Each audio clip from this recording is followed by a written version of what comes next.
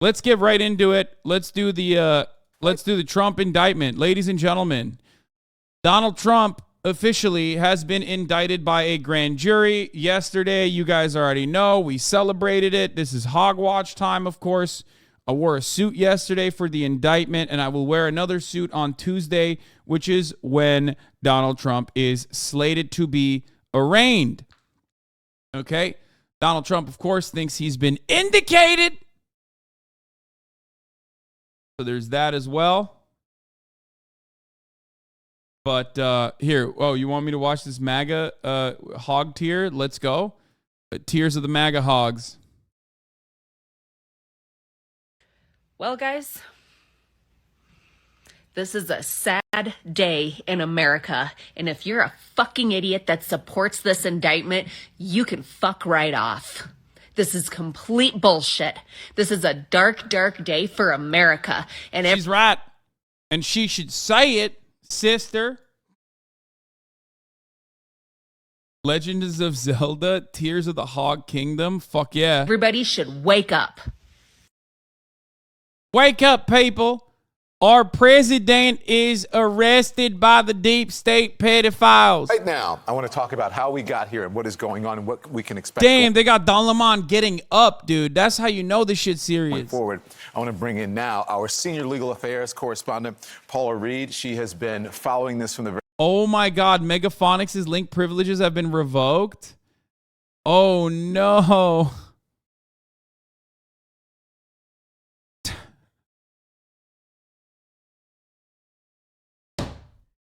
No, Megaphonics, why you gotta do that? Twitter literally boosts Elon's tweets directly in the algorithm code. Ain't no way. Why? Why do you have to? Why? You just made this valid. You know what I mean? The Fossabot auto times out Megaphonics now, and he immediately got timed out for a fucking Elon Musk tweet, dude.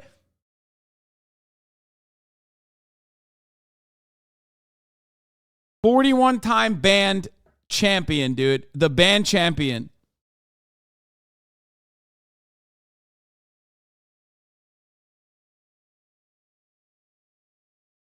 It's come on, dude.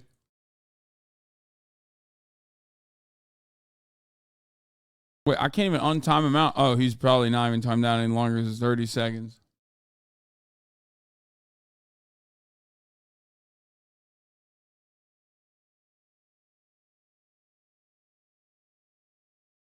Okay, but why does he spam so much for real? The One Piece is real. Farming Comrade board with Megaphonics bands, easy clap. Ended the poop sock timeout 2 days before the 1 week ban was done because they were on Chavice and provided good content. Smile. Bro, this motherfucker's been getting banned since 2020, like nonstop. Sometimes for fun and other times for very serious, very valid reasons. And he still hasn't stopped.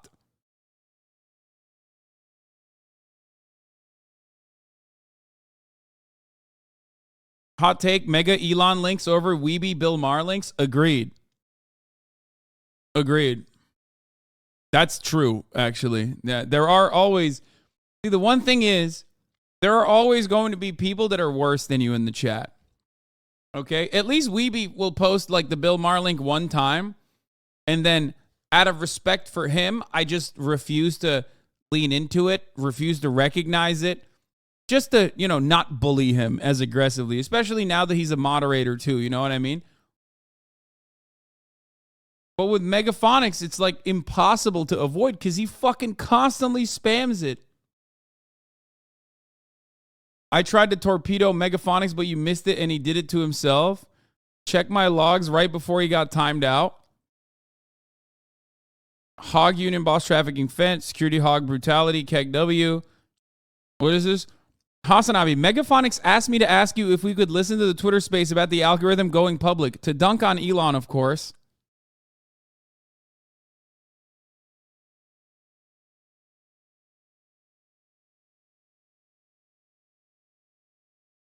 This man is using proxies, bro. What is happening? He says false. This was a lie, by the way. I did not do that. He's using proxies to spam Elon links, dude. Megaphonics, yeah, he's enlisting other chatters like an AI, dude. He's Chat GPT 4.0.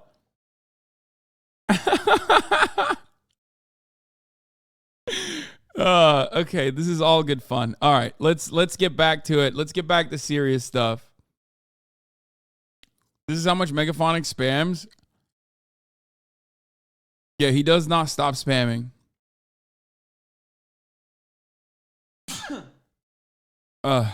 Okay.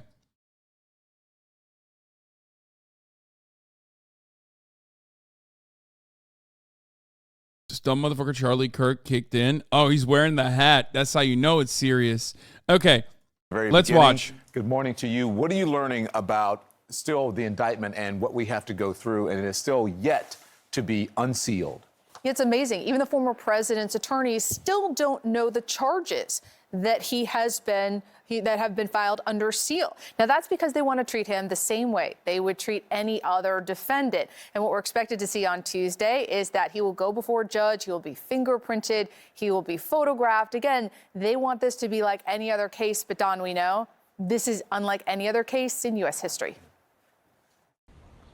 A Manhattan grand jury voting to indict former President Donald Trump Thursday. While the case is still under seal, sources tell CNN he faces more than 30 counts related to business fraud. The former president responding to the indictment, calling the Manhattan District Attorney Alvin Bragg a disgrace and claiming the entire investigation is a witch hunt. He's ready to fight. You know, he's the toughest guy I know. Yeah. And he was shocked, you know, because I was shocked. Today, dude, what is going on? Dude, Trump's entire legal team has to be brought up to a lineup so we can just look at them. Okay? They're so wild looking, dude. He's like, yeah, I'm Joey Tacopina, Donald Trump's attorney. We got like 50 of us over here, you know? I left my gumada home. I left the fucking gabagool on the table, and I ran over here, Hannity. You won't fucking believe what I got to say. Every single one of them. It's like Trump's entire legal team resembles like a used car dealership in like Tampa, okay? Like everyone is like, they got like the cheerleaders that became, prom queen, that became sorority sisters, that basically became like the attorneys of Donald Trump. That's like the media side. They cover a lot of the media aspect. And then you got these like fucking ex-cop looking motherfuckers who were like, yeah, they call me Joey Tacopina. What's going on? Hey. Yeah. That's an Italian ape right there. They don't make him like that anymore from a bygone era. No, he's awesome. His security guard was called Matthew Calamari. This is so unserious. I'm sorry. You can't do that. Calling world-renowned lawyers cheerleaders because they're female, that's pretty awesome. Yeah. There is no one in Trump's legal team that is a world-renowned lawyer. And if they have any kind of fame, it's mostly infamy, okay? Every single Trump lawyer has literally just been infamous for being insane.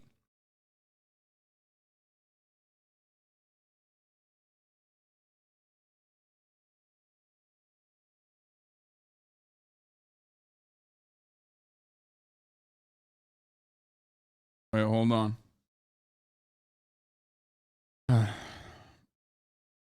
All right. No, Matthew Calamari is his actual name. Dude, that's fucking awesome, okay? Like, yeah. I'm in Donald Trump's law team too. I'm called Joey Bada Bing. That's my last name over here. What do you fucking mean? Did Joe Pizza tell Trump about hydroxychloroquine? What the fuck is Joe Pizza? Mr. Pizza, whose wife was serenaded by Trump at Mar-a-Lago, is a hydroxychloroquine dealer. Joseph Pizza. Stop. Dude, Tom Fitton, that's another fucking wonderful character. This is another one of Trump's lawyers.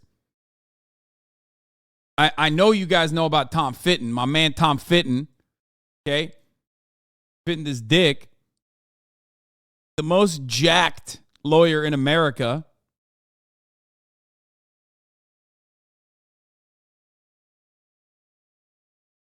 Google Matthew Calamari. He has such a great look. Okay, I have to do it now. Oh, I nutted a little bit. No shot. Oh my God.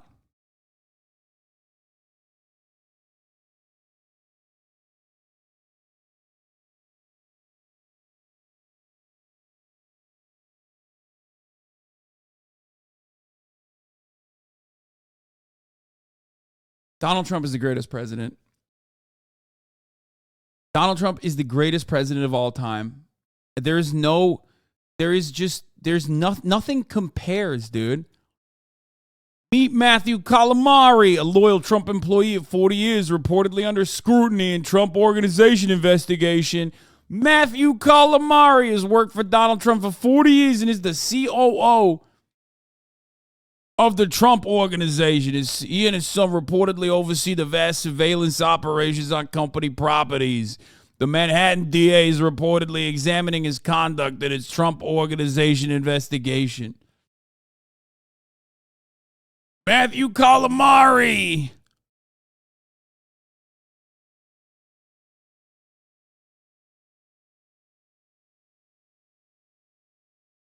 Dude.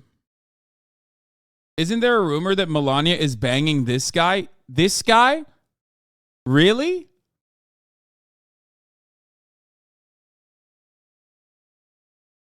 I mean, we know Anthony Scaramucci, but like Anthony Scaramucci was a big, he was like a bit of a weasel, you know what I mean? Yeah, how I'm trying to be. This is Trump team's new security guys. Hey, they call me Joey Babadook. You know how it is. Yeah, we're the fucking enforcers. We're the fucking enforcers over here. Hey. How you doing? I'm Tony Meatballs. Forget about it. These are his accountants. Yeah, they're not even the enforcers, they're the accountants.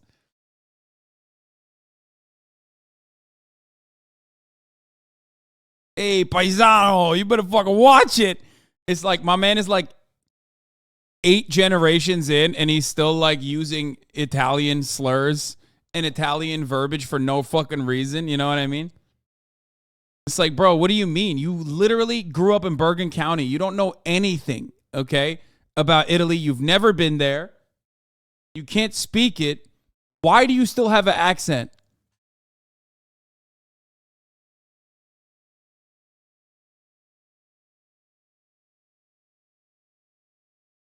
Bobby Parmesan. Gioforio, thank you for the 5 get the subs. In the midst of this Italian slander. Okay. Anyway. It's just, they're fucking awesome. Okay. All of these guys are so sick. I'm so happy about Donald Trump's entire team. I think the only time he had like wasps, the only time he ever like actually worked with wasps was when he was in office, and he probably fucking hated it. Okay. This man has lived in the tri-state area his entire life, which is why he has like, 40, he has like lifelong Italian men in every part of the operation. Okay. In every part of the operation. So a lot of people forget that.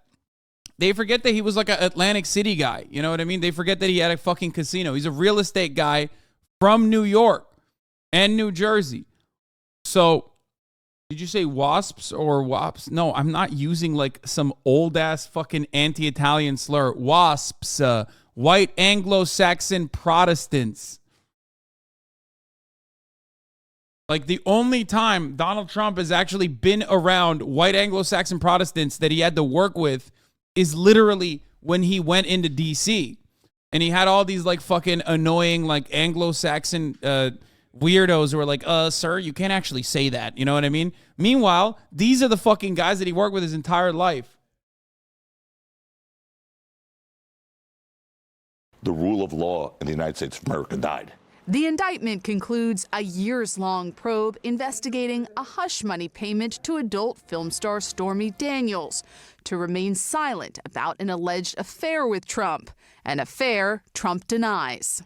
The case relies in part on the testimony of Trump's former Michael Cohen is the most "this is my lawyer, dog, I'm going to jail" ass lawyer I've ever seen, by the way. And I say this as someone who has had a like actual conversation, like a one-on-one conversation with him. That's right. Michael Cohen is a friend of the show. Remember that. I went on his fucking podcast a couple years back, if you recall. He is the most like, he is the archetypical like loser lawyer, dude. It's so awesome. Personal attorney, Michael Cohen, who has in the past pleaded guilty to 9 federal crimes, including lying. I am a convicted felon. I am a disbarred lawyer, but I also brought the documents. There's plenty of testimony, corroborating testimony to go around. Cohen paid Daniels $130,000 just weeks before the 2016 presidential election. Can you explain how Stormy Daniels is able to speak out about the thing she was paid hush money for? Genuinely don't understand how that works. Yeah, none of that's real, dude. It's void. Fun fact, but like NDAs, you know, you don't want to get held up in court and have to do like paperwork and shit. But in many cases, they're not valid. Like you can't do that. It's one day, many of you will understand that a big chunk of laws, regulations, and rules that we exist under, okay? A big chunk of that basically is just making your life as hard as possible so you don't even try to attempt to break it. You know what I mean? That's it. A lot of rules are just like nuisances. And that's why I talk about like gun control, for example. When I talk about gun control, like a big chunk of you know, a big part of gun violence in this country revolves around suicide, right? And that's sometimes a spur in the moment, you know, a spur in the moment thing that you can engage in with a gun. 54% of men, right? Male suicides. And any kind of deterrence that will stop you from being able to get a gun will literally, like, if you eliminate the ease of access, if you put like at least some restrictions, you won't be able to like effectively eradicate all gun violence. Obviously, that's not going to happen, but you will cut a big chunk of people who are making these like impulse purchases, or who are, you know, who made an impulse purchase way back when and now has a gun. You know what I mean? It doesn't actually have to be genuinely secure. Sometimes security theater in and of itself can literally work. Just like, yeah, a trigger lock substantially reduces the likelihood to commit suicide. Yeah. It's all about making it harder. You know, it's all about like, it's quite literally about like making it a fucking nuisance, making it annoying in many instances. It's like locking your house door from theft. It deters them away. Exactly. That is actually a great point. Exactly. It's not like people can't fucking break into your house if they don't want to, right? If there's a will, there's always a way. But when you create a security system, you create like additional layers of deterrence. How do you do that? Not by the threat of prosecution that's always there, but by making it a little bit less accessible. And in many instances, especially if you live in LA, like I do, okay, people try. Like they will fucking try to break into your shit. They will try to break into your door. They'll recognize that there's fucking cameras. So that's a big security point there, okay? And in a lot of instances, like I'll look at my cameras all the fucking time. There are so many instances where like some motherfucker literally will just like come to the door, try to open it. It's not open. They leave.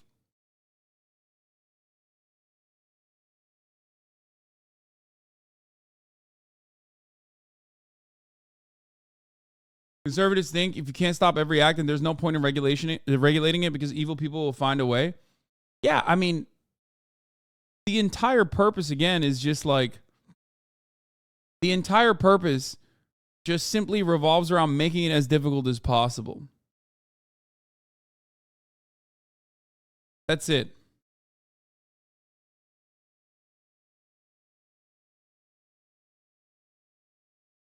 What the fuck? People just try to open your door like random people? First of all, brother, I live in Los Angeles, okay? Like, let's be real. There is going to, when you live in a big city, like I'm not gonna fucking complain about it nonstop because it's, you know, ultimately not the end of the world. But yes, people literally always try to break into your shit or steal your fucking packages, shit like that. You know, that's pretty much welcome to living in any fucking city where there's a lot of income inequality, you know? That has literally never happened in my small town. Yeah, that's why conservatives that live in fucking rural areas where there is not a human being for like 30 fucking miles lose their shit at the thought of living in a big city because they think all of this stuff kills you.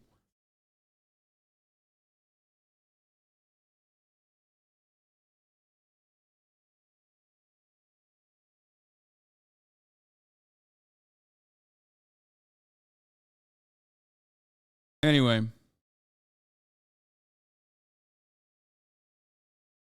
If you have a plumber or electrician over to your house to do some work, is it cool for them to number 2 in the restroom if they don't ask, or do they have to ask? Dude, that's a human being, brother. What the fuck? Of course they can shit in your bathroom if they need to shit in your bathroom. Murat says it's kind of weird if they don't ask, but it's totally fine. I don't think they have to ask. My controversial take is that I don't even think they have to ask. It's wild. Murat, have you driven the new car? Bro, go drive it around. Give it a spin, dude. Have fun with it. Okay.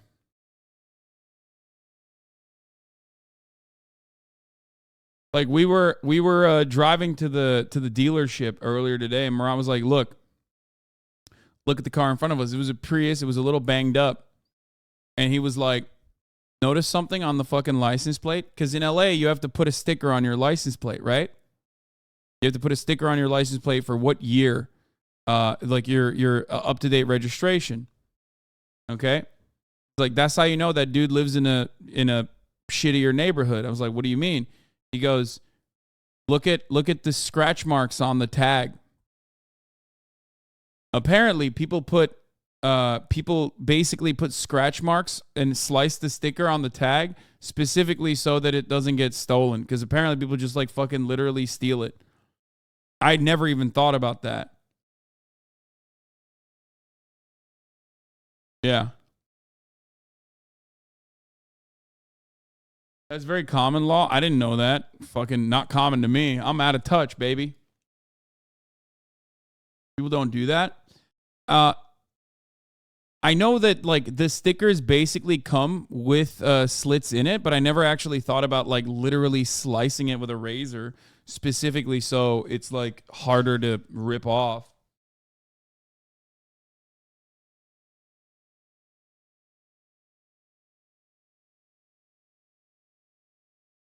Okay.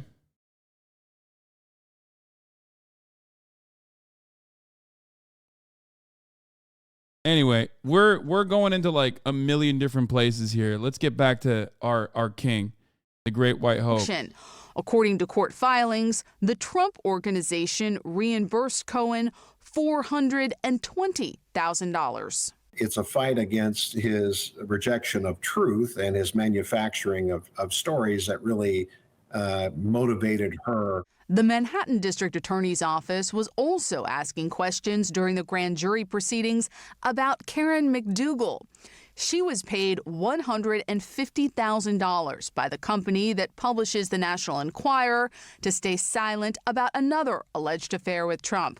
Trump has denied any affair with McDougal. Trump's longtime friend and then chairman of the National Enquirer's parent company, David Pecker, is believed to have orchestrated the payment and was one of the last witnesses to testify before the grand jury Monday. But even Trump's potential Republican presidential rivals criticizing the indictment. Governor Ron DeSantis tweeting, Cucked. So incredibly cucked. Unimaginably cucked. No one has ever been cucked harder. No one has ever been cucked harder than the way Ron DeSantis has been cucked, okay? Just literally coming out of the gate swinging for no fucking reason. It's not even like Donald Trump himself is like, it's not like Donald Trump was ever going to fucking actually deny, showing up to court or whatever. But I love that Mr. Ron DeSantis, who wants to run against Donald Trump, who's been talking a little bit of shit left and right, still has to basically get whipped up to say the right things. It's un-American. And Trump's former vice president, Mike Pence, telling CNN, I think the unprecedented. Speaking of getting cucked, there's another. Here's the other cucked man over here who also is like potentially running against the president, who himself has literally had to withstand active death threats against him by the president's very own stands, and still has to go on national television and be like, yeah, it's still so unacceptable. None of them can come out and be like, yeah, this is fucked up. What Donald Trump did is like literally insane. Like what Donald Trump did is literally fucking insane. He tried to get, like, his fans wanted to kill me, guys. Do you guys remember when his biggest fans tried to kill me and said that I should be hanged? That was wild. It's awesome. An indictment of a former president. Yeah, they had a noose on the lawn, dude. United States on a campaign finance issue is an outrage. And one of the former president's attorneys tells me that the district attorney actually wanted him to surrender today. That would have been, though, a really tight turnaround considering all the security that they would need to get in place. They wanted to tamp down the circus-like atmosphere that is sure to follow. So they wanted, instead of waiting till Tuesday, over the weekend, time for people to gather and so forth, they wanted him to turn himself in so that this can be over and done with, at least the appearance. So much for that. We'll see him on Tuesday, right, in what will surely be a circus-like atmosphere. All right. Thank you very much. Paula Reed will continue to follow this. Caitlin? Well, I think it's important this morning to step back and look at how we got here. This didn't just come out of nowhere, and it was back in 2006, actually, that Trump first met both Stormy Daniels and Karen McDougal. 5 years after that is when Stormy Daniels tried to sell her story to a publication known as Life and Style. But Michael Cohen, then working for Trump, threatened a lawsuit, and the story was never published. Fast forward to 2015, Trump announces that he's running for president. Of course, he came down the escalator at Trump Tower. It's the following spring that Daniels tries to sell her story again. No one bites. Why are they doing action camera work here for like the TV? These are literally just... You could just show these as graphics, man. What's happening?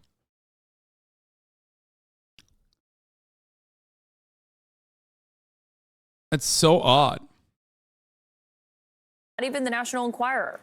That summer, Karen McDougal's story is caught and killed. And remember, CNN obtained a secret audio tape at the time of Trump and Cohen discussing how all of it would play out. You hear them mention David, as in David Pecker of the National Enquirer, Hank who Pecker. also testified this week before the grand jury, and Alan. That's Alan Weisselberg, who is the CFO of the Trump Organization and is right now still serving a jail sentence. Dude, every motherfucker that's been in the Trump administration, or I'm sorry, every motherfucker that's like played a role in the Trump org is like going to jail left and right, and people still are like, no, but the guy leading this entire thing, he's infallible and also innocent. Like, of course they're going to fucking hit him with a RICO, man. This is precisely what RICOs are for. How is anybody surprised about this? He's like, I'm the most innocent guy you've ever seen, believe me. It's like, bro, you literally You commit crimes before you get out of bed. You know what I mean?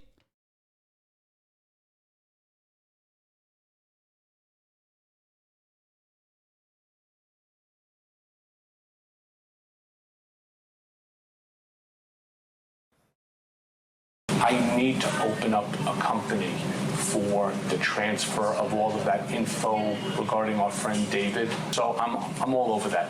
And I spoke to Alan about it when it comes time for the financing, which will be... What financing? We'll have to pay you. So okay. No. I got no. A few months after that conversation is when a bombshell dropped and the Access Hollywood published a tape of former President Trump. That's candidate Trump at the time.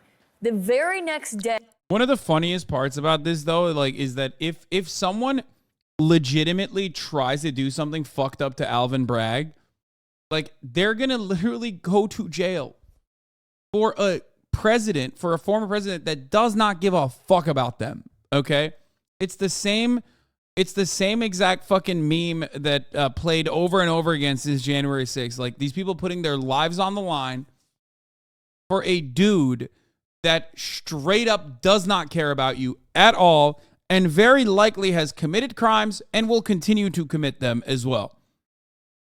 You are not on the team, man. You're not on the same team, I promise you.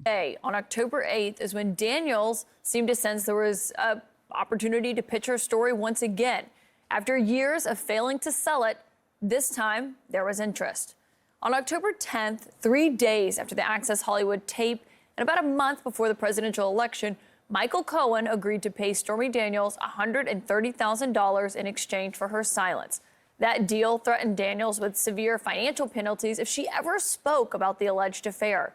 On the 28th, that agreement was signed, 11 days before Election Day. Of course, an election we now all know Trump won. Poppy, all of this is the heart. The other part of that's really funny is people constantly being like, well, the statute of limitation went away. It's like, okay, so I guess you can do any crimes you want, especially those that pertain to campaign finance violations. As long as you do campaign finance violations, like, as long as you win, you're good. You know what I mean? Like, yeah, they tried it back then, and everyone was like, dog, you can't indict a sitting president. Like, you just can't do that. He won because Dems fucked it, not because Stormy got a bag, let's be honest. Oh, of course. You know that already. I totally do agree with that. Of what the district attorney is now looking at, what they are going into. It is remarkable the time that has lapsed here and the fact that it has culminated with this indictment that we saw. To walk through from 2006 until where we were and where we are now is remarkable indeed. Caitlin, thank you. So that's the timeline. Let's talk about what came immediately after, right? 2016, 2017, Donald Trump paid Michael Cohen back with a series of monthly checks, right?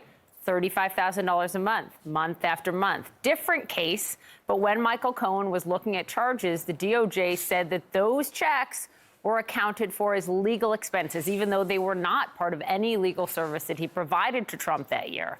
So now what? Ellie Honig is back, our CNN senior legal analyst. Okay, Ellie. What should Dems have done instead?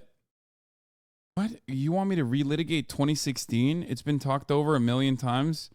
No, take 30 minutes off and take a breather. I'm not going to relitigate or rehash the many failings of the Hillary Clinton campaign, or the fact that it was even Hillary Clinton that ran against Donald Trump to begin with, or the fact that Hillary Clinton herself tried to implement the Pied Piper strategy, which became an abject failure. They were the ones who actually told CNN and everyone else to like promote Trump during the primaries because they thought he was the most easily defeated candidate out of all of the other Republican candidates. And turns out they were wrong. I think you guys know that now because he was the president. So you still beat him, though. Everyone loves to forget. You can't say that, like, well, we got less technical fouls than the fucking other team. So even though the other team put up more numbers, you know, we still technically won the hearts and minds of the population. Unfortunately, the reality is that the popular vote, and I do think that it's fucking bullshit, right? But the popular vote doesn't matter in this circumstance. I can't believe you guys are making me fucking relitigate this dumb shit that we've talked about over and over again.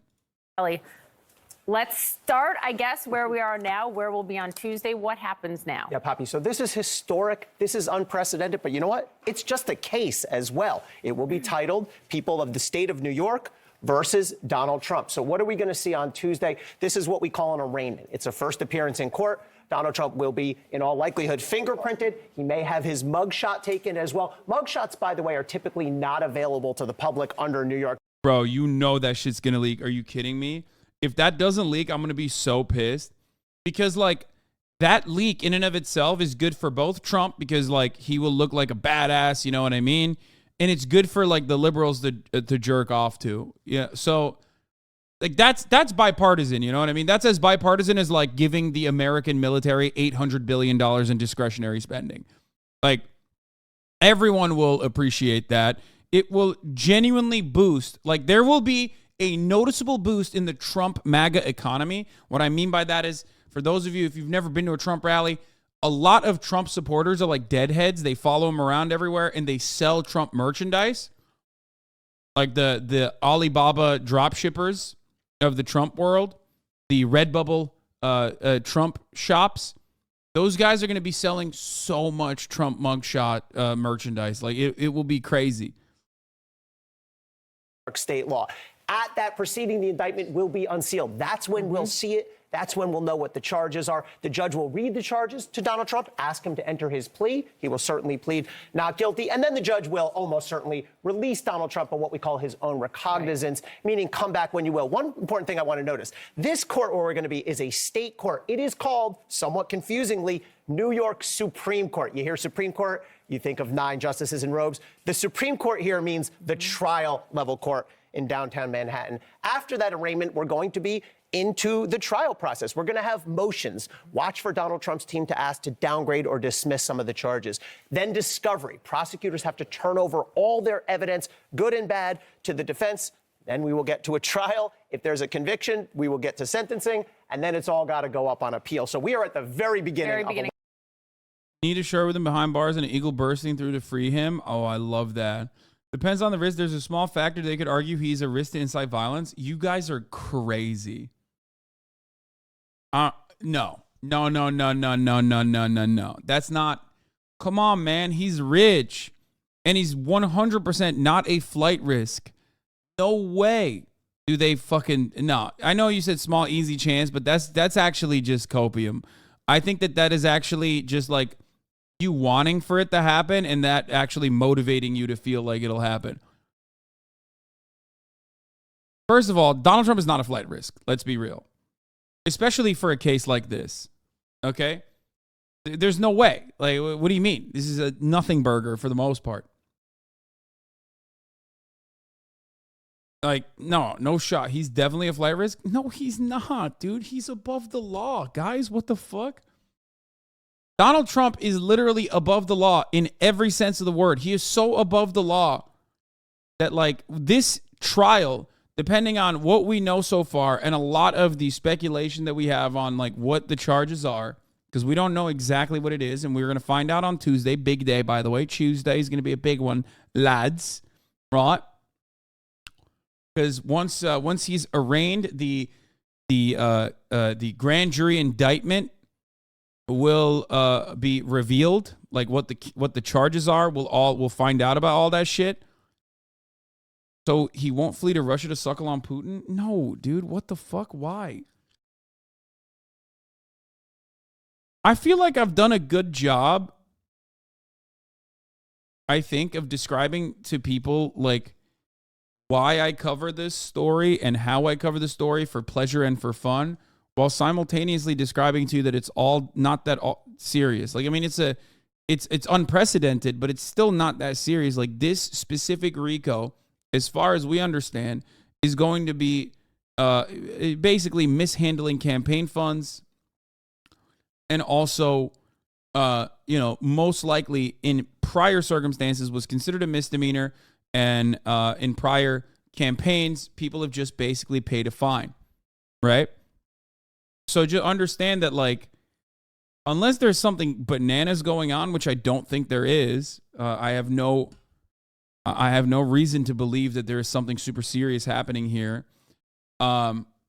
Donald Trump is not going to be hit with like some serious shit.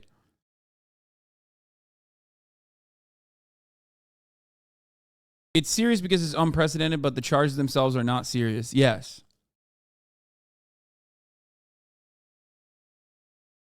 It's like nabbing Al Capone on tax evasion, okay?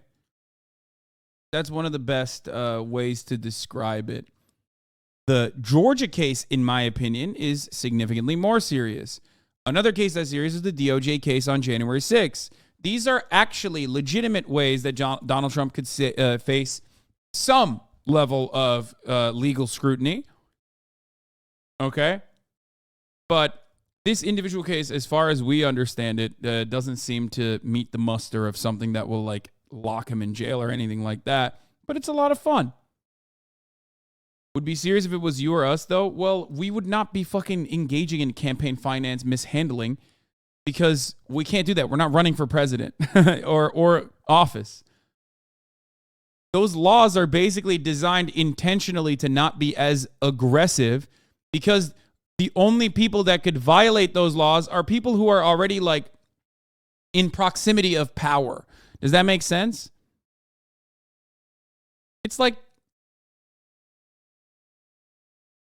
I was going to say insider trading, but like insider trading can sometimes be done by, people that have access to non-public material that aren't in the upper echelon of society. It's like insider trading in Congress.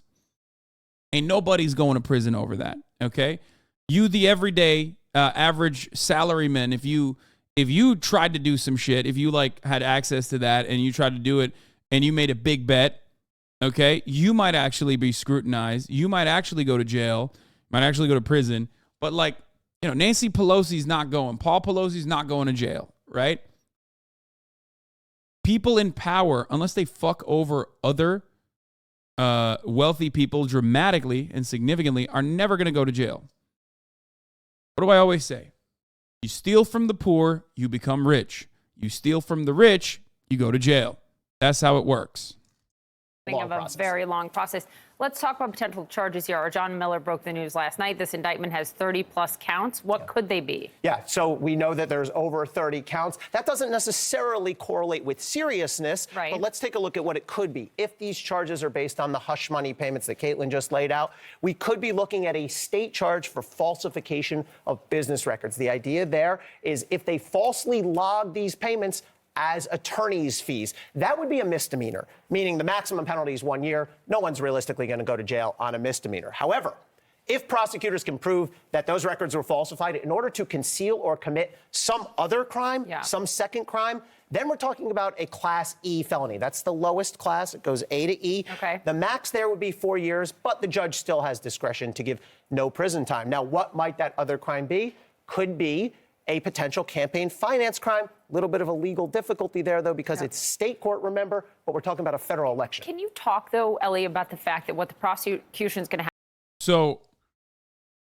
So here's what's interesting about that as well. In order for it to be proven to be a felony, Trump cannot. You have to basically prove that Trump had malicious intent, as in he very purposefully and almost exclusively paid this and exclusively mismanaged campaign funds, knowing that it was illegal. Number one, you have to prove that he knew that it was illegal. And two, you have to prove that he did it specifically for the campaign, to protect the campaign, and not necessarily to like protect his own image, as a matter of fact. Both of those components make it incredibly difficult to prove and incredibly difficult to make these charges stick unless there's something else going on. If you commit a crime, you can't use the defense, well, I didn't know it was illegal. As a matter of fact, you can. This is one of the very few instances where you literally can. So you're not right about this. You're right on like almost every other instance. You can be like, oh, I'm sorry, officer. I didn't know that I couldn't drunk drive. No, you're going to jail. This is one instance where ignorance of the rules can actually help you, can actually save you.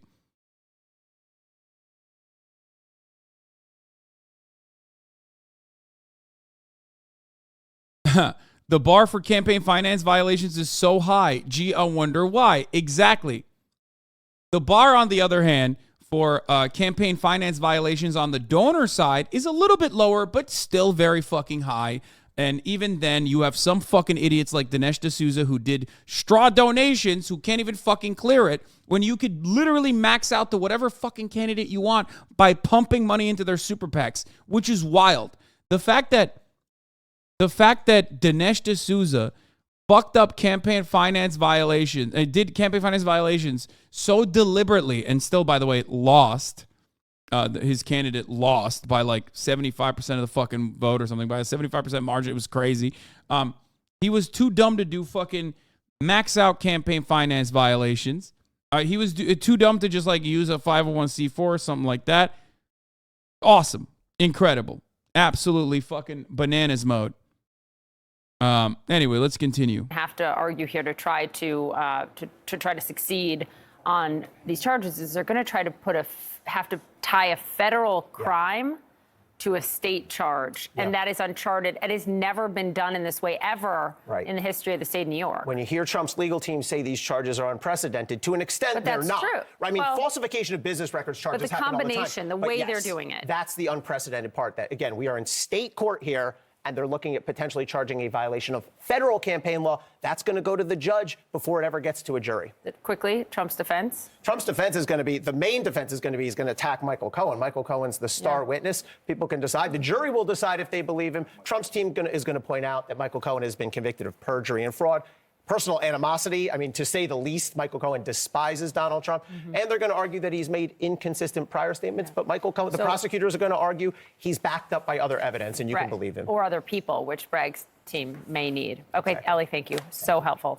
George is here with the biggest headline of the morning. Yeah, Michael Cohen is having his day in court, baby. It is fucking fire.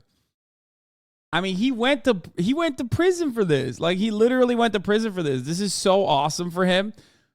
He went to prison. He was disgraced by the fucking president, who he probably did a litany of other crimes for. Okay? This is not a crime, for the record.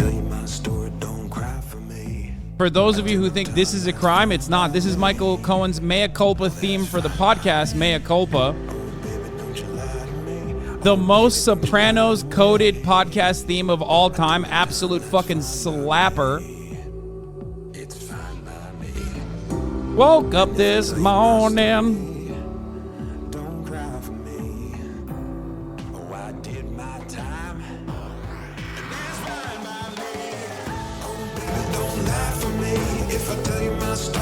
By God, that's that Michael Cohen music, dude.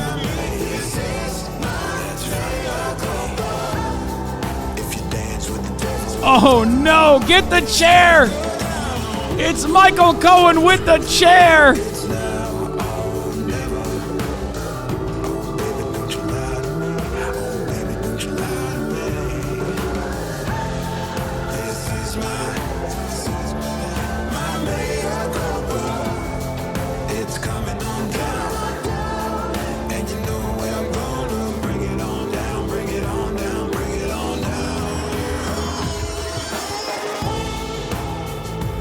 I've been on it. I've been on the podcast. That's friend of the show, Michael fucking Cohen to you, bitch. That's right.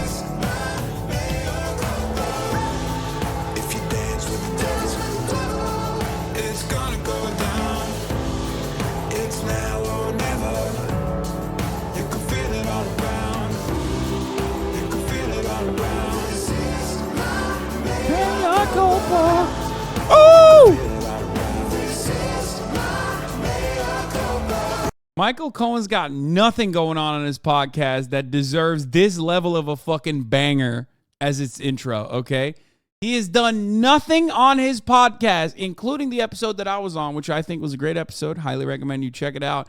That he deserves this much of a fucking slapper as his intro, okay? It made me upset. When I first saw this, when I first heard of this, it made me upset. It made me go, God damn, as Fear and we need to do better, okay?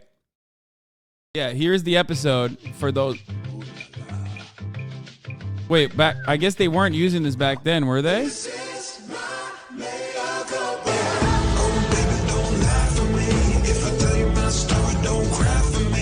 Okay, it was. I didn't even fucking hear this part. The intro has massive Sopranos vibes. Literally an 8-minute intro.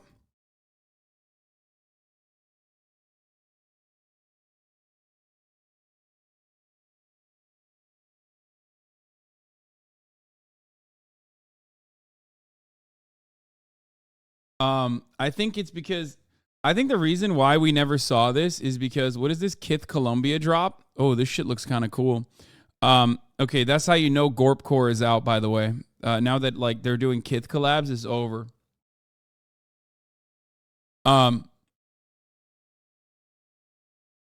Hasan, not insult the person he's trying to compliment. Challenge impossible. Wait, what?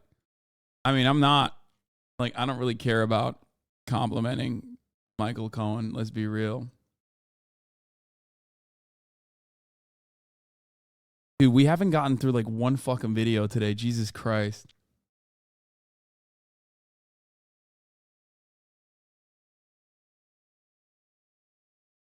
George.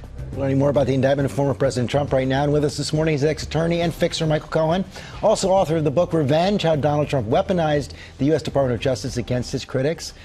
Certain to be the star witness if Donald Trump does indeed go on trial. Michael Cohen joins us now.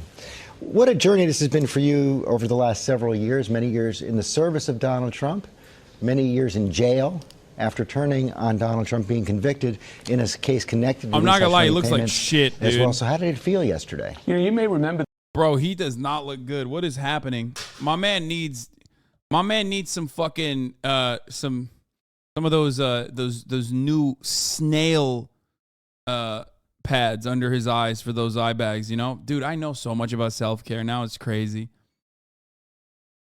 That's right, that's a real thing. Did you guys know that people use like snail, like the goo that snails make? Yeah. People use that shit. Does it work? Asking for a friend with bad bags? Bitch, I don't fucking know. I just know that it exists. You're like 10 years late. Snail mucin, I use it. There you go. See? People use it. It's like snail boogers. This, George, but 5 years ago, I actually was with you at the Regency when I came out, and I said, and it was a big turning point for me in my life, that my wife, my daughter, my son, and my country have my first loyalty and always will.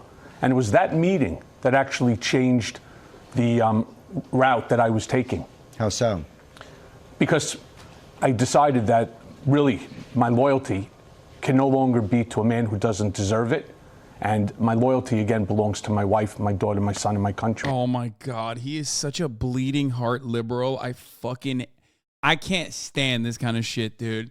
I can't. He's just like, bro, come on. You got fucked over by Donald Trump, who you did horrible things for, okay? Horrible, like way worse than the top of the hour ad break. Like unimaginable, okay? And that's the shit that we know of that's like pretty fucked up. Like the top of the hour ad break, which comes at the top of every hour, of course. It's 3 minutes long, but fear not, Michael Cohen cannot escape the law, right? He did go to jail for this, but the top of the hour ad break is certainly escapable. All you need to do is subscribe for $5 or free with a Twitch Prime. By connecting your Amazon Prime account to your Twitch account, you get one free Prime subscription a month. You can also get gifted a sub if you are lucky. Here's a 3-minute ad break now. A small taco. Thank you for the 5 get the subs. Allowing 5 people to no longer see the ads at the top of the hour. Whew, sheesh.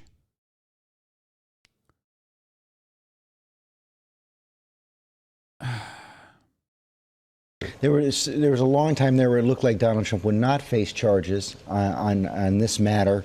We don't know the full charges yet, but as I asked Joe Tacopina and Kate Shaw earlier, we do know there are at least 24 charges, it appears, perhaps closer to 36. Does that tell you that this has gone beyond the hush money payments?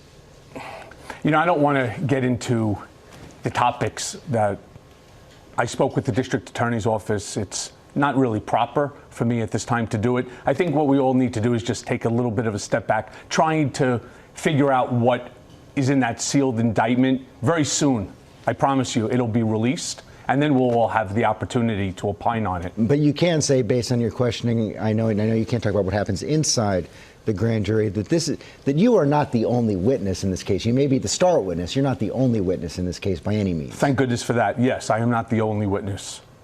Are you ready for this cross-examination? Oh, absolutely. Look, do you think it could be any worse than the Republicans during the House Oversight Committee hearing? 9 hours, with about 5 hours of it being lambasted by Republicans who didn't want to ask me a single question about their supreme leader. All they did is follow the message. And that's something that I had done for over 10 years with Donald. You follow the message that he wants. And that's what got me in trouble. You may also remember I said it was either to Mark Meadows, Jim Jordan, or both of them. I know what you guys are doing because I know the play. In fact, I wrote the playbook. He fucking knows. Look at what's happened to me. It's not good. And what happened to me will ultimately happen to you. And that's actually what's happening right now. One of the defenses here is likely to be wasn't about the election at all. This was just Donald Trump trying to keep a personal matter private. Right. The documents will speak for themselves. The documents? Yes. So not just your testimony? No. And it's also corroborating testimony, but it's documents. I promise you, this team under Alvin Bragg is as good as the team under Mark Pomerantz and Carrie Dunn. And I didn't think I would ever come across a team as good as that.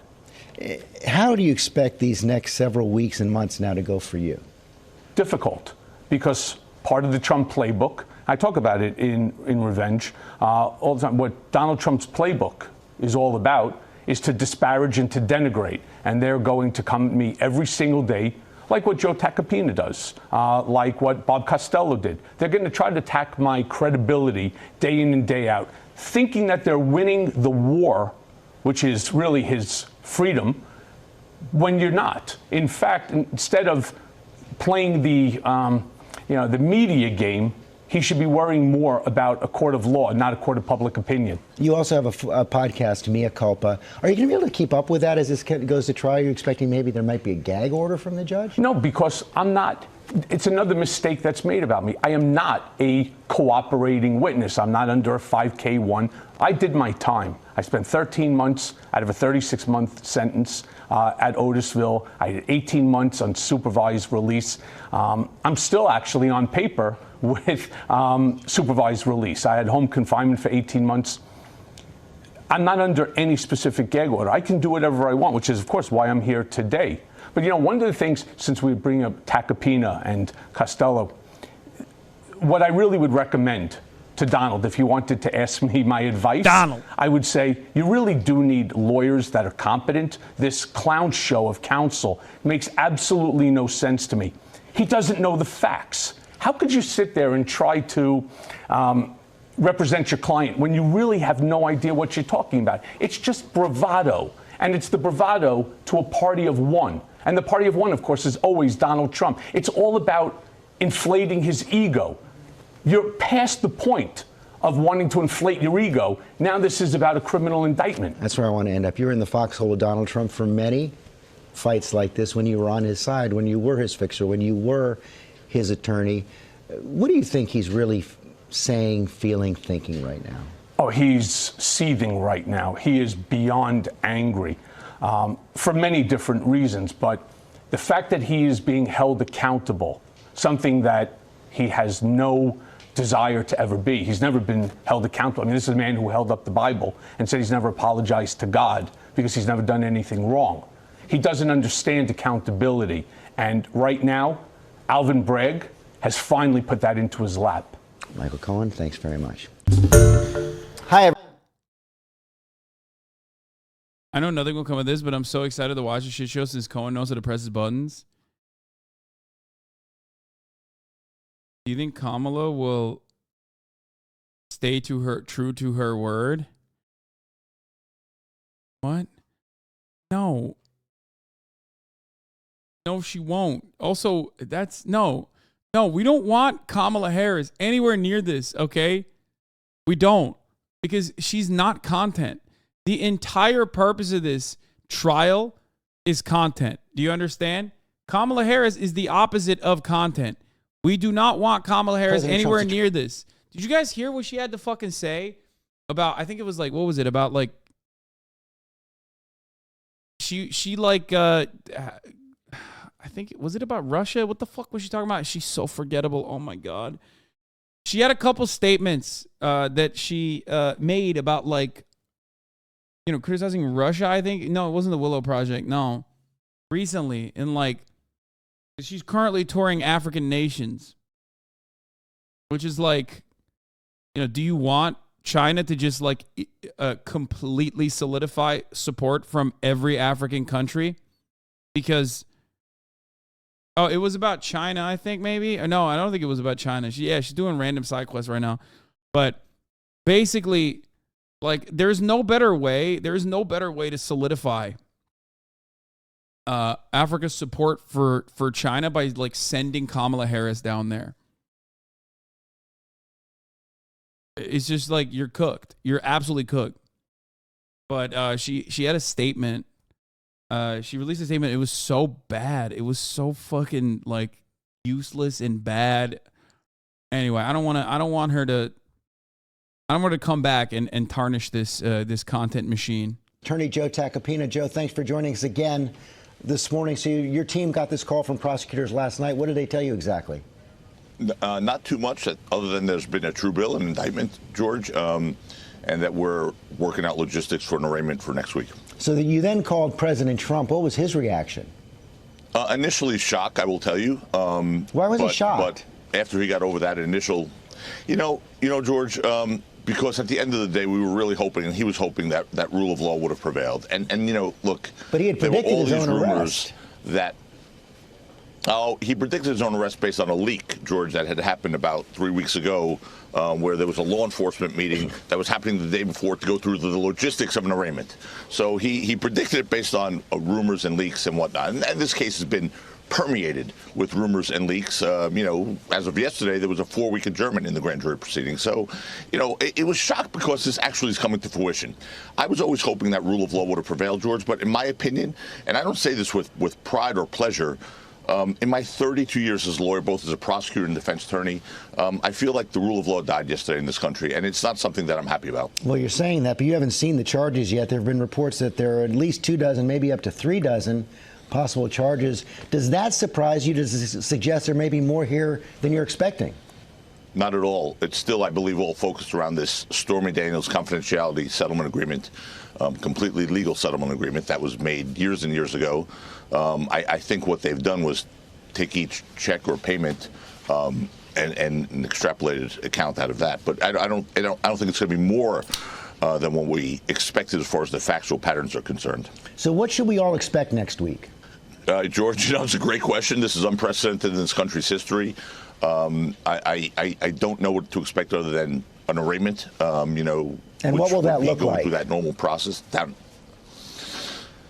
Your guess is as good as mine. I understand they're going to be closing off blocks around the courthouse, shutting down the courthouse. You know, we'll go in there and we'll proceed to see a judge at some point, plead not guilty, start talking about filing motions, which we will do immediately, and very aggressively regarding the legal viability of this case. Mugshot, handcuffs, perp walk. Look, I'm sure they'll try and get every ounce of publicity they can from this thing. The president will not be put in handcuffs. As far as the mugshot's concerned, perp walk, I mean, you know, as I said, I'm sure they'll try to make sure they get some, you know, joy out of this by parading him. But, you know, I think this is a different situation. You have Secret Service involved here, George. You have the New York State Court Officers Union with Dennis Quirk and his team, the police department. So it's a lot of groups involved here, and I don't think they're going to allow this to become a circus as much as humanly possible. You say the rule of law is dying, but we do have a precedent here for this kind of case. Former Senator, presidential candidate John Edwards was indicted. Now, he was not convicted. That is true, but this is not an unprecedented case. It is, George. He was not only not convicted, that was a federal prosecution because these are federal campaign election laws. And that was a federal prosecution by the U.S. Attorney's Office who ultimately dismissed the case. And the key distinction there, George, was that John Edwards case, the payments were made by a donor. So that means campaign finance laws are invoked. Despite that, they still found that the payments were not made exclusively for the purpose of the campaign, and therefore the Justice Department dismissed that case. Look, the FEC, the Federal Election Committee here, did not proceed in this case. They found there was no violation. I've spoken to former Chairman Bradley Smith of the FEC, and he said there was no violation of campaign finance laws. The Justice Department here did not proceed in this case against the president. So there is really... It's crazy that, like, the Justice Department and the FEC didn't choose to take action against him. Choose to take action against him when he was the president, and like that was part of the reason why they chose not to take action against him. I guess it's okay then if the former FEC chair said that there's nothing wrong with this. Move along. Is he a cop union guy or a lawyer? Why not both? Every single fucking Trump lawyer we've seen so far is basically just like the most cop-looking lawyers. If you had to predict right now, does he get found guilty or not? One, I don't think he will be. Depending on the charges, that might change, obviously. But from what we know, what the charges might be, it doesn't seem like it. And two, even if he does, like, it's a fine. You know what I mean? Like, it's just, even if he is found guilty, it's just like a very, like, the maximum sentence for what we speculate he's being charged for right now is 4 years. On the misdemeanor, yes. On the felony, no. The misdemeanor is 1 year, the misdemeanor is 1 year. Felony is 4 years. 4 years. I don't think that they will get it. They literally directed that they couldn't prosecute the president by the attorney general. Not only that the FEC has 6 commissioners that are appointed by the president. Shocking they didn't go after the President Donald Trump. Yeah. Like them pointing out that the FEC did not go after him, or like that they didn't go after him for this violation is pretty funny, because like I said, Trump very openly stated, like, no, we're not doing any of that shit. No precedent for this case. This is done with personal money, George.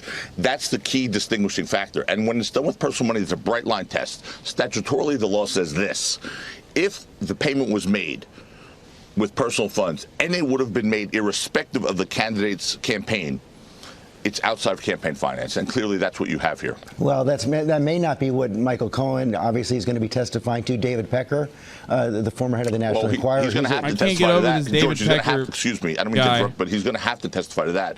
If his under oath testimony when he pled guilty and has now become, a changed man and a bastion of democracy, if that testimony was not perjurious when he pled guilty, he's going to say that because he said that in his guilty plea. Well, I think we will find out what the evidence is when the trial proceeds, if it does indeed proceed, when we all see the arraignment as well. But this is not the only case that Donald Trump could be facing. We also have the Fulton County grand jury, the special prosecutor. How concerned are you? Look, we have to deal with it one at a time, George. Right now, I'm dealing with this case exclusively and another civil matter for the president, but not the Fulton County case and not the special prosecutor's case at this point. And really, I'm not even thinking about those cases at all. I'm laser focused on this case, and I'll keep all my attention here until this is resolved. Joe Tacopina, thanks. Well, hey there, GMA fans. We are being told.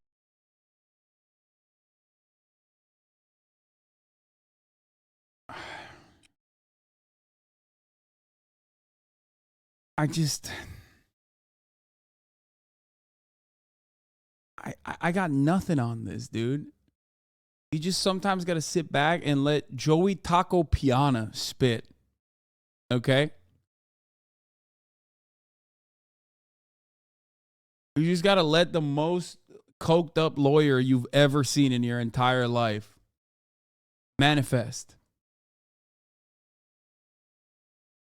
I want to thank Donald Trump one more time for just bringing together some of my favorite characters, like every single Italian man that has ever worked like insurance fraud schemes or whatever is now a firm, loyal soldier in the Trump legal team. Okay? including Joey Pizza, which apparently is a very real human being, which I thought was really funny. And Bobby Calamari.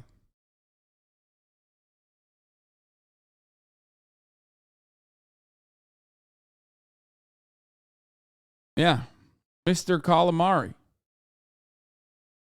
head of Trump's security. None of these names are fake. No, these are very real names.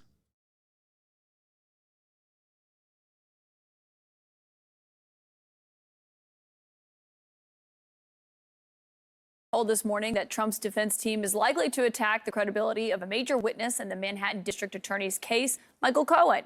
The former Trump lawyer was convicted Is it Matthew Calamari? I thought it was Bobby Calamari. That makes it so much funnier if it's Bobby. Yeah, it is Matthew Calamari. Sorry. It's Matt Calamari. I fucked it up. I said Bobby Calamari, but it's actually Matthew Calamari. Congress, among other financial crimes. He says he pled guilty to that, we should note. Says he has proof this morning that he is telling the truth here. By the way, the NPR conversation surrounding this indictment is the most like middle of the road, centrist, let's give these guys a moment to like really defend themselves as bullshit I ever have fucking heard in my entire life. Of course, NPR First Take is just hitting the fucking middle note right there, right in the fucking middle, where they're just like, well, it's kind of seems like it's a silly thing to charge him over, well, they did basically try to prosecute this, but never did, without ever actually mentioning why they'd never prosecuted it, because he was the fucking president and he was literally like, you can't do this to me. I thought NPR was super neutral. Why does that seem shocked? Well, neutrality is understandable from NPR. It's just that they're also supposed to be objective and talk about the truth. On the one hand, this being a lighter offense in a sea of like much, much worse charges that could be brought up against them is fine, right? But on the other hand, making it seem like there was a deliberate effort and a serious investigation into Donald Trump prior, and that is the reason why he will most likely go scot-free is stupid.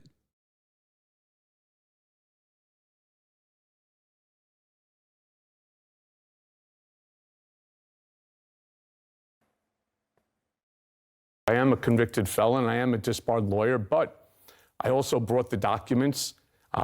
There's plenty of testimony, corroborating testimony to go around. And at the end of the day, we have an indictment today. Yeah. So clearly, that means that the information provided was more than enough for the grand jury to come back with a determination for an indictment. Oh, by the way, for Donald, since we're talking about convicted felons, see you on Tuesday, pal. Joining us now is Jim Trusty. He is a current attorney for Trump in the Department of Justice probe into the 2020 election, as well as the investigation involving classified documents at Mar-a-Lago. Good morning, Jim, and thank you for being here. You're not representing Trump in this Manhattan case, we should make clear, but you are on his legal team. Obviously, you spend a lot of time with him. Do you expect that he's actually going to surrender himself on Tuesday, as we've been talking about? Yeah, I don't have any inside info to share on that. I mean, we'll sort through it. We'll deal with the process. I think right now we're dealing with the enormity of the injustice. I'm not going to say anything. Shock of seeing people like Mike. It's hard for me to hold it in, but I'm not going to say anything about this one, okay? But, like, come on. His last name is Trusty? Are you fucking joking? Hey, this is my lawyer. His name is James Trusty. Bro, what the fuck? This is literally like if this was on television, I'd be like, oh man, these guys are just trying to, they're lapping this up. Like there's no fucking way. There's no way that you have a cartoonish lawyer by the name of Jimmy Trusty.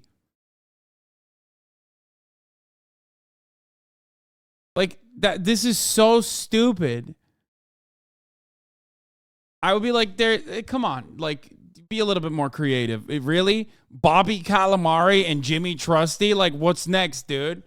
Antonio Pepperoni? Like, what the fuck are you talking about? Well, that's his other lawyer?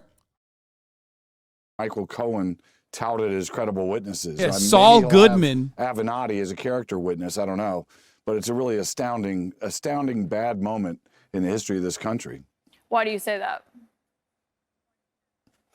Because we've got a completely politicized prosecution. You know, your last segment, you had folks that actually talked openly about CNN appearances by Alvin Bragg running for office saying, I will target Donald Trump. I mean, that is not something to gloss over lightly. That is an upside down world of criminal justice where we don't follow evidence. We don't act judiciously as prosecutors. And I was a prosecutor for 27 years. Okay, so I have some background on this. You've got people that announce politically they're going to target an individual. That is not the rule of law.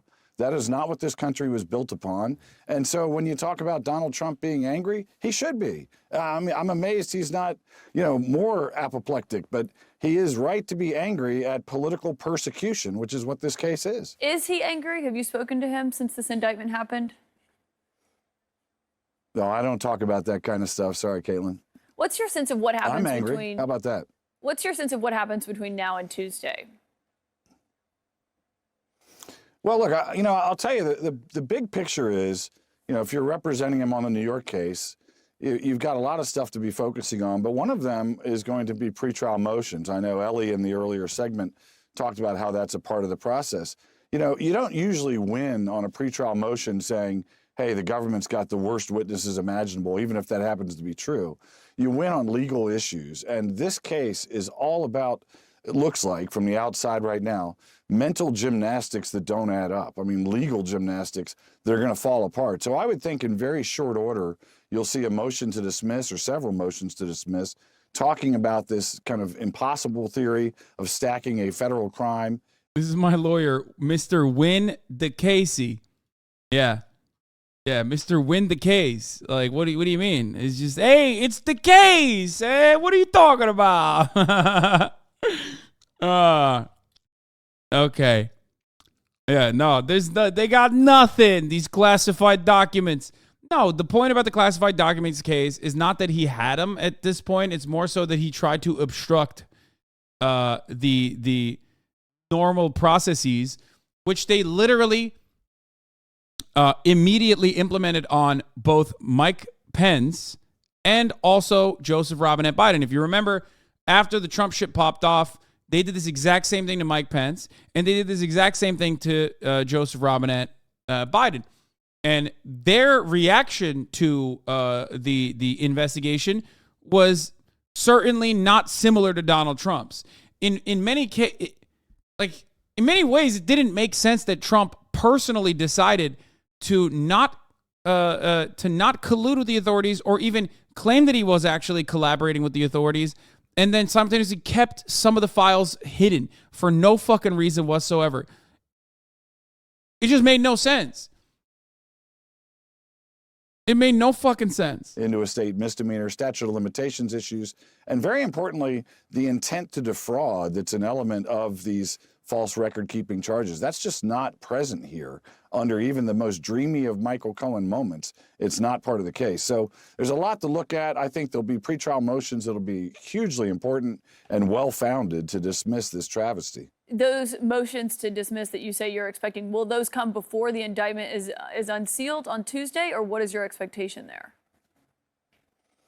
Yeah, I don't know about the exact timing. I think the practical problem is, we don't even have a case number. Keep in mind, with Donald Trump, there are no rules. So once again, we have sealed proceedings that have been leaked publicly that we're all talking about.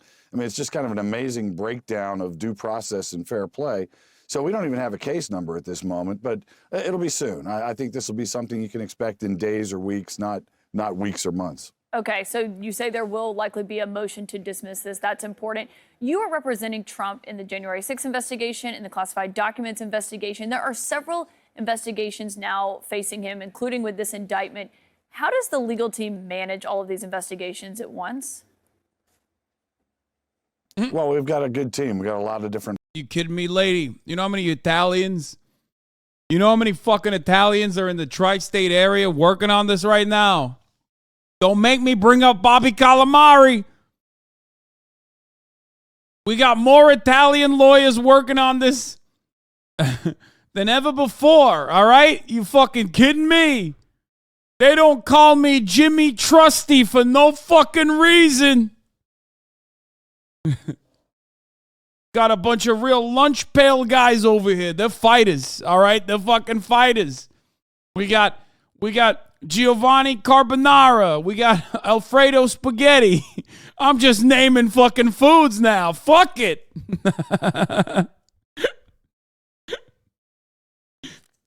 We're taking no fucking days off. I found an Antoni Pepperoni. Oh, dude, Trump is about to hire this man, dude. Anthony Pepperoni, lawyer serving New York and Staten Island. This guy looks exactly like every other lawyer, by the way. He looks like every other lawyer that Trump has hired. I'm surprised he hasn't hired him yet. Forget about it. Forget about it. People with a lot of different backgrounds and experience. You know, I will say that the one common thread that I'm seeing is somebody who was associated with DOJ for 17 years and watching what's happening unfolding in New York is prosecutorial overreach. You know, there's an ends justify the means mentality that is unlike anything I've ever seen in prosecutorial circles. You've got people like Letitia James, now Alvin Bragg, announcing we will get him. You've got an attorney general. Yeah, like that's what, okay, this is really stupid. That's what DAs say and do. Like, that's their job. What do you mean? You can't. One thing that's happening here that's really funny as a counter is like Trump's team of lawyers constantly going on fucking news media and talking about what DAs do all the time. Like, that's their fucking job. Yeah, they're saying like we're investigating, which is what they're supposed to do, okay? And that there's enough evidence, it seems, for us to possibly prosecute him and get him. Like we're going to get him. That doesn't imply that like this is that doesn't imply that there is any sort of like wrongdoing on their front. Which is pretty weird because half of the defenses of Donald Trump has been like, well, he did this, but it's like not that big of a deal, which is true, right? And then the other half is like, well, he did this, it's not that big of a deal. He's done way worse shit, which is also true. And then they just immediately go, oh, well, it's really fucked up that you're like holding my client holding my client accountable. Like that's actually pretty fucked up. It says a lot about society, actually. General of the United States doing press conferences after a search warrant, which is completely unprecedented and unethical.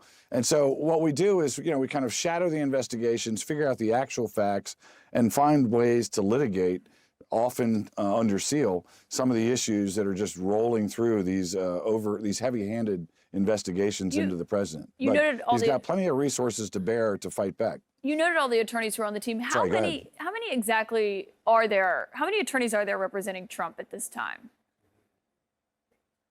Oh, I don't have an exact dude. Number. Yeah, sorry. When you talk as many Italians are out there, that's how many fucking lawyers he's got. You fucking kidding me? You asking me a question like that? Every day there's a new Italian in Staten Island that passes the fucking bar. We immediately hire him onto the fucking team over here. Get the fuck out of here. Trump has continued to attack him. He faced criticism over the weekend after there was a link that he posted on Truth Social that had a photo of Trump holding. The thing that I do find very funny is like Trump has two types of lawyers, okay? One, Italian guys that have been on his team for like 25 to 40 years, okay? And then two, the lawyers that you have to hire because you've literally fucked over every other lawyer in some way, shape, or form from every other like high value business, business law, fucking corporate law firm. So that's he has like he is scraping the fucking bottom of the barrel for some of the worst lawyers you've ever seen.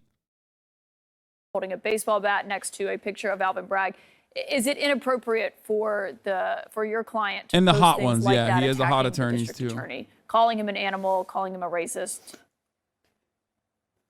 Well, as I understand it, the meme that got retweeted didn't actually have the image until it showed up on Truth Social. So he didn't actually know that there was this baseball Yeah, no, he's been calling Alvin Bragg, a black district attorney, an animal and a thug, like nonstop.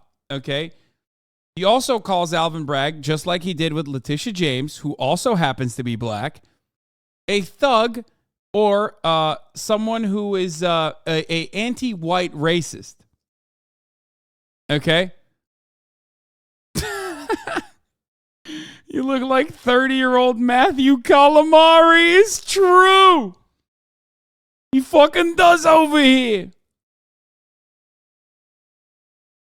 He does. Dude, Matthew Calamari is so powerful. I fucking love him. Oh my God. One of my immediate new favorites in the Trump verse. He's their head. He's the chief operations officer. You know he's beating the shit out of some people at Trump Plaza. Okay? You just know. Yes, his last name is really Calamari. Also, strongest hairline. Possibly better hairline than Ethan Klein, as a matter of fact.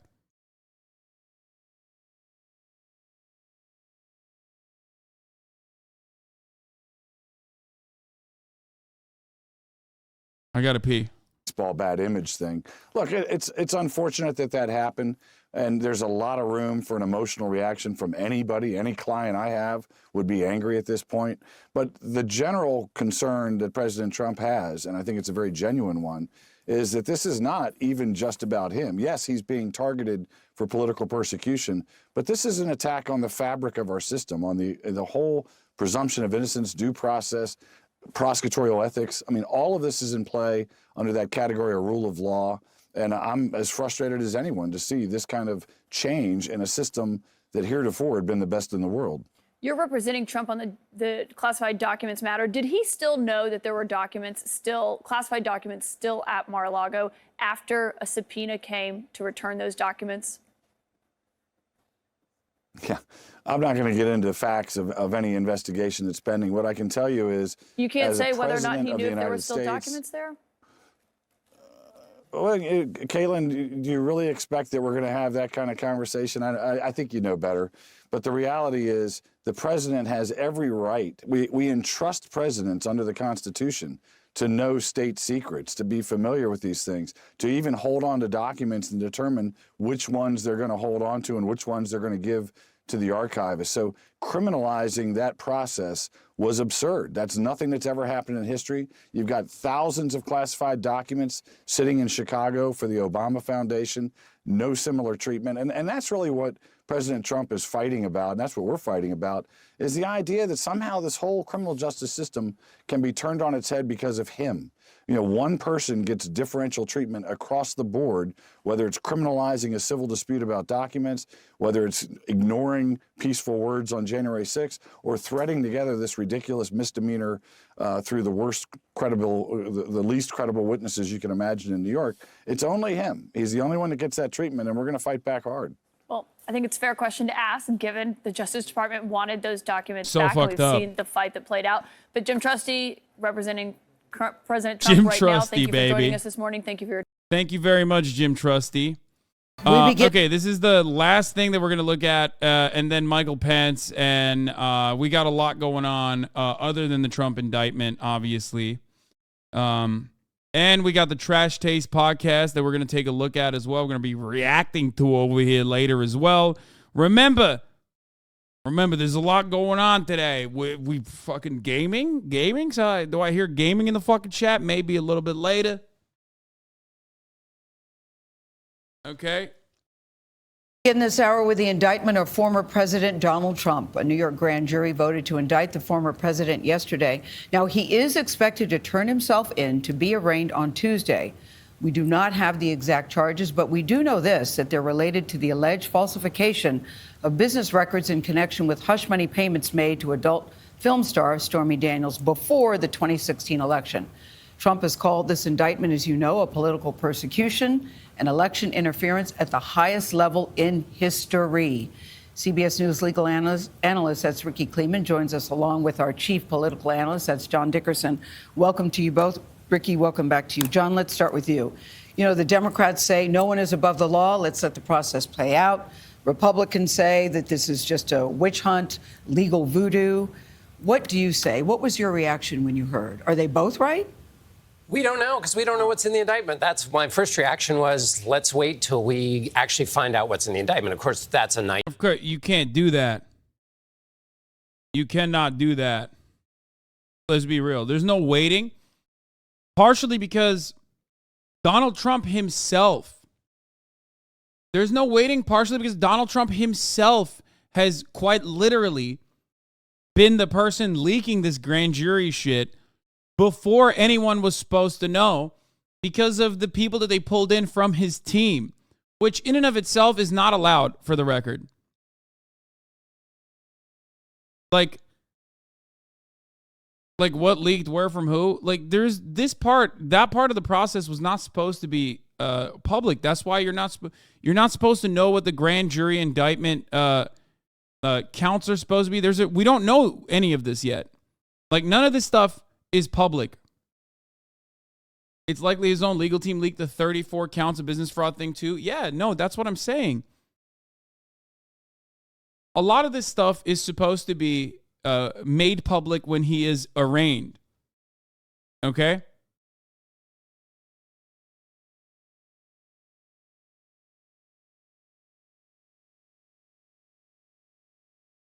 He did it because he thought his simps would come save him. I mean, I do think that he thought that was going to happen. It's been kind of surprising to see. His simps not come to defend him a little bit. Naive thing to say in American politics right now, and that's my second thought, which is that this is an explosive event in a highly volatile time in American politics. When you have elections, you make laws or you enforce laws. There's a system that's in place to keep it from getting violent. But when you're in a volatile moment, it can get violent. Yeah. And so everybody has a responsibility who's in the political process to either add fuel or they've got a question, not a responsibility. Are you adding fuel or are you taking fuel away? And what you're saying in this moment when we don't know whether the indictment is a strong indictment or a weak one. But I've heard so many even Democrats say privately that is this the case we should go after? Okay, he had a relationship with Stormy Daniels. He may have used money illegally. So what? So what? Who cares? Who cares? What do you say to that? That they said that there are so many things that are so much more important than this case. It's up to the prosecutor, and we'll see what the prosecutor did. I mean, and we'll know. The problem in American politics is all this conversation that takes place in the absence of facts. Exactly. And the president and his party are doing something smart, which is in the absence of facts, they are rushing in to define what this case is about. We don't know. Donald Trump doesn't know. It's under seal.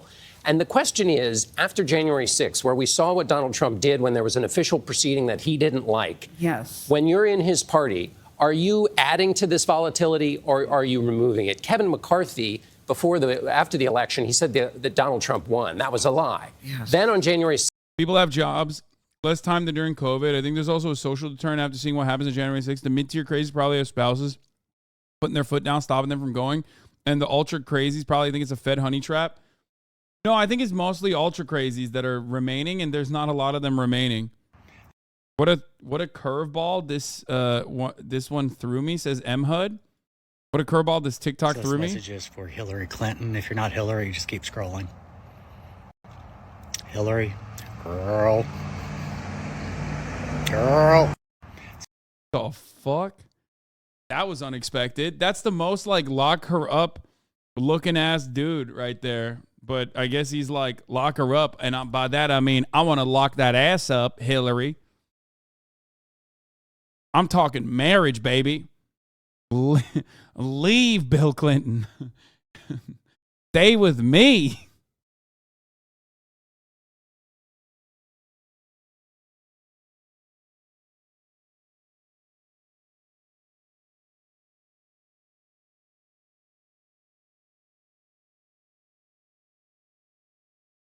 This dude is 100% queer coded. Your gaydar is off. There isn't enough for me to figure that out.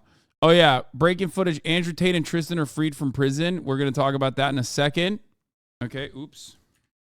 We begin this hour with the indictment. I'm going to skip this one, and we're going to go into Fuck Mike Pence. We're going to go into will Trump supporters respond when he's arrested. A grand jury in Manhattan has voted to indict former. A lot has been said about what Trump supporters are going to do, but to be honest with you, they haven't really done much. So let's look at the hogwash President Donald aspect. Trump. We don't know the charges yet as the indictment is sealed. The New York grand jury was looking into a hush money payment in 2016. This makes Trump the first former president to ever face criminal charges. And it isn't the only investigation he's facing. We went to Waco this past weekend, where Trump held his first rally for his 2024 campaign, to find out what his supporters thought of his legal troubles. 2 for $20, Waco rally shirts. I love Trump on the back, says Waco at the bottom. It's great to be back in this beautiful and incredible state with thousands of proud, hardworking American patriots.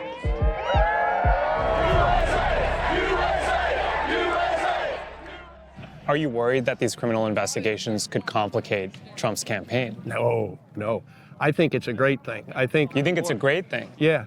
I think it's going to just organize us more. I mean, honest to God, I think if people see what the Democrats are continuing to do, they see the false narrative, they know it's BS.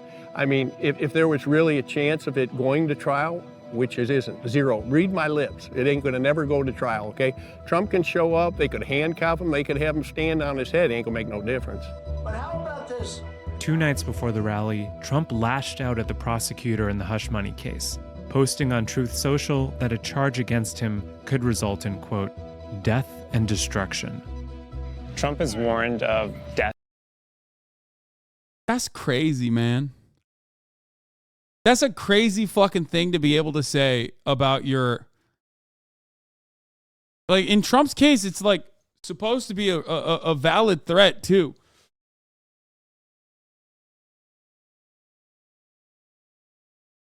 Why do brokies always support a dude like Trump? What do you mean? He is literally the perfect, like, poor man's rich guy. He presents the idea of like an American dream, even though he was born in a fucking born with a silver spoon. He's gaudy. He makes like ridiculous purchases that they would think, and he behaves in the way that they would exactly behave if they had that kind of money. Trump also has a lot of wealthy supporters, but I'm just saying, like, the poor people, if you're asking like why the brokies support Donald Trump, they look at him, they see his disdain for the liberal elite, they see him as like, they don't see him as like a out-of-touch rich guy. They see him as like the same kind of scumbag that they are, and how they would be if Donald Trump was, if they had Donald Trump's level of wealth.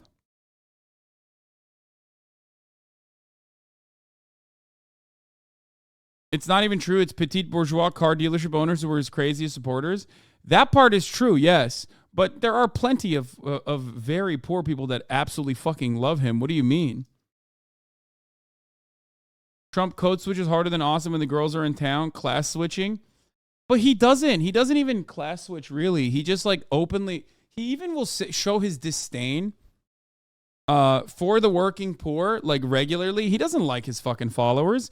In his perfect universe, oh my God, bro, your hands are so fucking dirty. You like literally made the phone. Yeah, okay, bro. Working man working on his fucking trailer.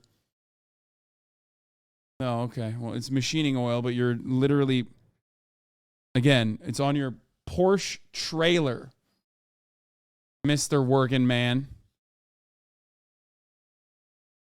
He said this is what the hands of the working class look like. He's a millionaire who eats fast food exclusively. That's all we need to know. I mean,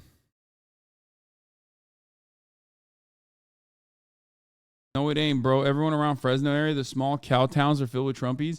Guys, Trump is a Republican. We know for a motherfucking fact that there are more Republicans. I mean, there are, out of the wealthiest classes, the majority of wealthier people vote for the Republican Party. Those people are voting for their own interests, okay?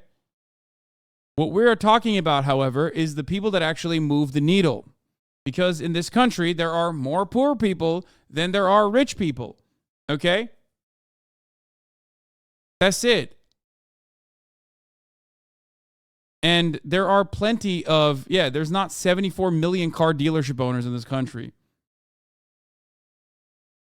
And a lot of these dudes that are poor, that support Donald Trump, support him for a multitude of different reasons, one of which is that he's their guy. He speaks to them.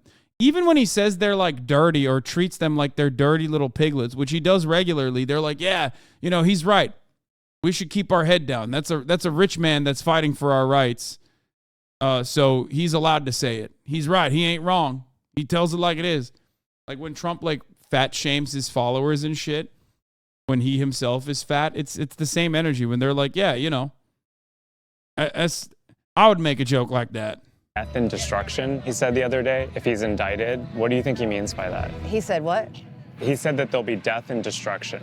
I don't know. I don't know what he means. Really, some random crap comes out of his mouth all the time. Does any of that concern you, though? No. No. There are idiots, right? There's idiots everywhere. So, some people will take the words that he says and they will use them and they will, take them completely literally.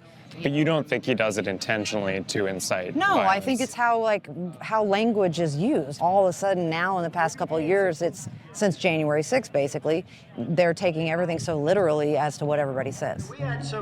It feels like Trump himself is raising the temperature and making threats that his own supporters would turn violent if he's indicted, if he's arrested. When he says that, I genuinely don't think he's actually trying to incite violence or anger. I just think he's trying to maybe fuel up those people who are working for them, working for their kids, whatever. I think he's trying to just incite more fuel, give more fire to his campaign. Yeah. But I don't think he actually. Bro, this is so awesome, dude. This is why you can't there is no one guy that supports either party any longer. Okay? The more the two parties have united on common interests and the more they hyper focus on wedge issues, the more the California Republican looks objectively different than the Mississippi Republican. It's awesome. This kid for sure has a fake podcast TikTok account. Yes, both parties are united on their common shared goals, which is defending the interests of the mega wealthy, but they are divided on wedge issues. So it doesn't even fucking matter. You can have a Chabra looking dude like this who is just as Republican as the used car dealership owner who's deeply and undesirably racist that lives in Mississippi. Means in his comments that there's going to be death and destruction. I just think he means we need to be ready to go. Everybody who supports him needs to be ready to ready to go to do what? Death and destruction, of course. I mean, fucking death to we're just gonna kill it, bruh. That's what we mean. All to his campaign. So when he says there'll be death and destruction, you're saying he doesn't literally mean death and destruction. Yeah, exactly. I think it's just more of a metaphor to get his supporters. It's more of a let's get rallied, let's get hyped, let's get energized. We have to do this. I always like to use death and destruction when I'm talking about get hyped. Now, but I don't think when he says death and destruction by any means is he talking about people actually dying or property being destroyed. I don't think he means that. But that's exactly what happened on January 6th. That is exactly what happened on January 6th. But I would hope at least he admits that. That's a wild one. Why did you even concede to that point, brother?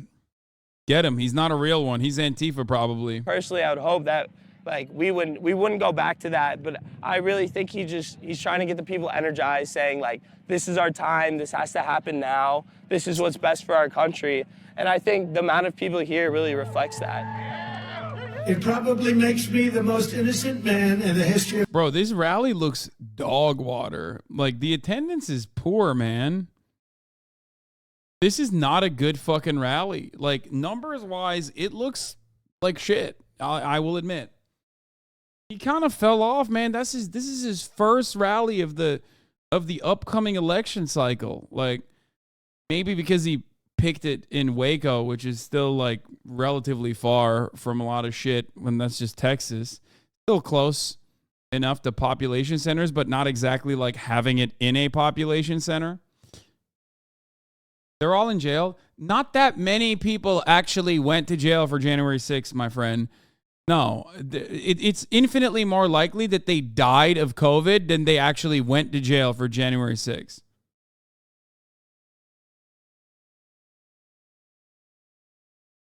I watched the April 5th, 2005 Howard interview of Donald last night. It was the most revealing interview I ever saw. He explains both why he bullies and how out of context clip chimping can hurt. Oh my God, me and Donald Trump aligned on the same agenda against clip chimpers. That's awesome. All right, let's finish this video and then we'll look at that. Give our country. Friends of mine say that. How do you think Trump supporters should respond if he's indicted? I don't know. I'm nervous about that because Trump just said the other day, like, go out and protest when he was talking about the indictment. And I think a lot of people, if he does get arrested, are going to protest. We shouldn't be scared to protest, don't get me wrong. That's our constitutional right. We should be able to come out and speak our mind, but they will capitalize on any type of mistake that we make. Are you talking about January 6th? I am, yeah. I don't think that would have happened if none of the government's infiltrates were there. I don't think there would have been a riot.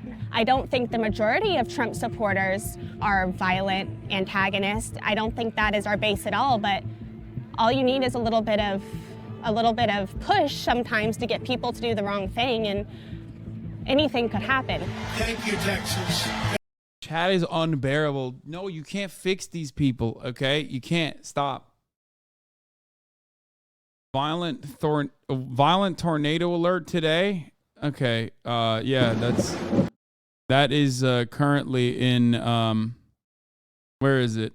Iowa and Illinois. A threat of strong tornadoes. Tornado watch in Iowa and Illinois. Thank you.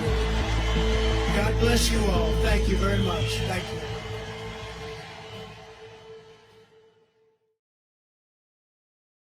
I'm Michael Learmonth, editor-in-chief of Vice News. Too often, traditional news outlets. Okay, don't care about that part. All right, let's see what this Trump Howard Stern clip looks like. The greatest thing you ever did, that I still say out of all your accomplishments, when you were on Larry King, and you told him he had bad breath. The single greatest moment that I can think of. You know what had happened, though. You know how it happened. I've been, some people loved it. Some people thought it was horrible, the worst thing they've ever seen. But Larry said, you intimidate people. You're always intimidating people. Everybody tells me this. How do you do it? And I said, Larry, you have terrible, terrible breath. And he didn't realize that was in response to his question. So the clips are always me saying, they always show that clip, Larry, you have terrible breath. It was really in response to his question about intimidation. But it was true. But it was actually true. Yes. Oh, no. That's right.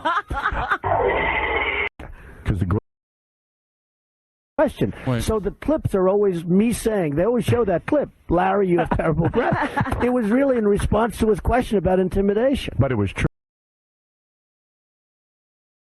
I mean, but it's not even, I don't get it. It's not even. But it was actually true. Yeah. Wait, what? He's like, I got clip chimped. Even though I did say that. And also on top, it's not even out of context. God damn it! I thought he was going to be actually out of context.